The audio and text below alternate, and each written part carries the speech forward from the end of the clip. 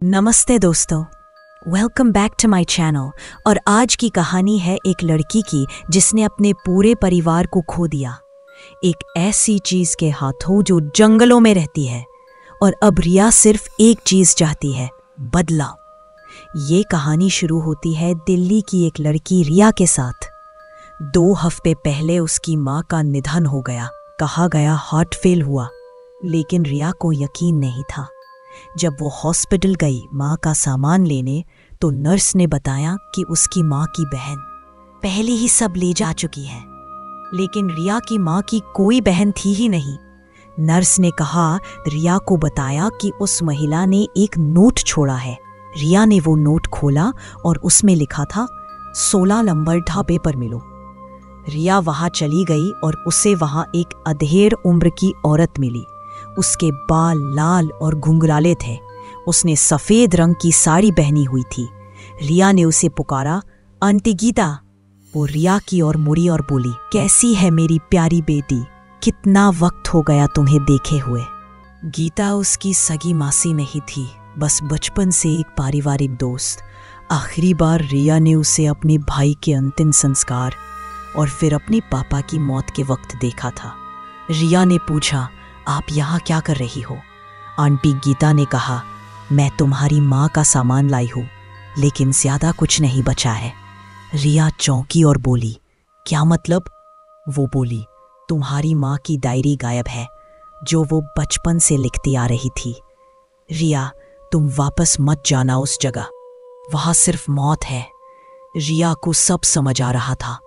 गीता को पता था कि रिया वापस जाना चाहती है नींदपुर जंगल में, लेकिन रिया ने गुस्से में गीता आंटी से कहा, वो चीज उसने मेरा भाई ले लिया, मेरे मम्मी पापा, सब कुछ, और अब मैं उसे मारूंगी। ढाबे से निकलकर गीता ने उसे कार में बैठाया। कार पुरानी सी थी, पीछे बियर के डिब्बे और मैगी के खाली कप। तुम इस कार में रहती हो? रिया ने पूछा। नहीं, मैं प्राइवेट इन्वेस्टिगेटर हूँ, काम में ज्यादा रहती हूँ, गीता बोली।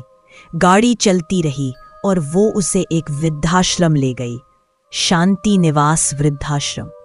वहां मिली एक बुजुर्ग दुबले पतले व्यक्ति से, थॉमस परगेस, लेकिन अब उसका नाम था त्रिलोकनाथ बख्शी।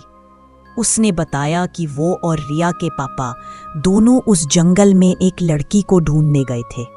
त्रिलोकनाथ एक खान में चला गया और जब निकला, वो 16 साल का लड़का अब 63 साल का बूढ़ा बन चुका था। रिया अब डरने लगी, लेकिन उसकी जिद थी, मुझे वो शैतान मारना है।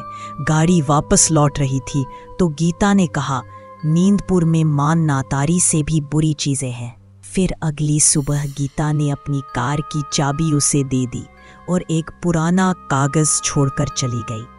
उस कागज पर लिखा था कैंट के नियम।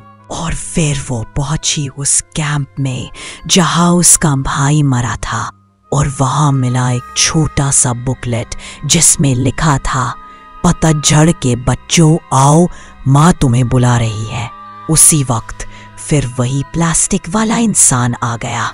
इस बार रिया ने उसे गोली मार दी और फिर रिया पहुंची उस दरख्त के नीचे जहां मान्ना तारी का बिल था। वो जीव भालू की खोपड़ी, लकड़ी का शरीर और पसलियां हड्डियों की, अंदर अंग हिल रहे थे। रिया ने गोली चलाई, लेकिन वो जाग गया और हमला किया। अचानक जंगल बदल गया, रिया कहीं और आ गई। फिर किसी ने उसके मुंह पर हाथ रखा और उसे एक सुई चुभी और रिया बेहोश हो गई। जब होश आया तो उसके सामने थी आंटी गीता, लेकिन वो असली गीता नहीं थी। उसका असली नाम था आशा। आशा ने कहा कि गीता मर चुकी है, मैं उसकी जगह आई थी तुम्हें बचाने। आशा ने बताया कि एक संप्रदाय था जो उस जंगल की देवी को पूजता है, और वो देवी अब रिया को अपना बर्तन बनाना चाहती थी। अब मुझे तुम्हें मारना होगा। लेकिन तभी मान्ना तारी आया और आशा को मार डाला। रिया ने उसके सिर पर केरोसिन लैंप फेंका, वो जल उठा। रिया ने उसका पीछा किया और आखिरकार उसे एक कुल्हाड़ी से मार दिया।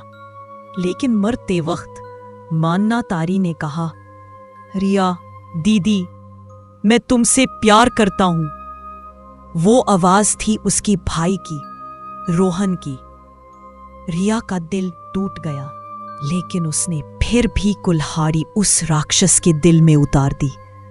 मान्ना तारी मर गया।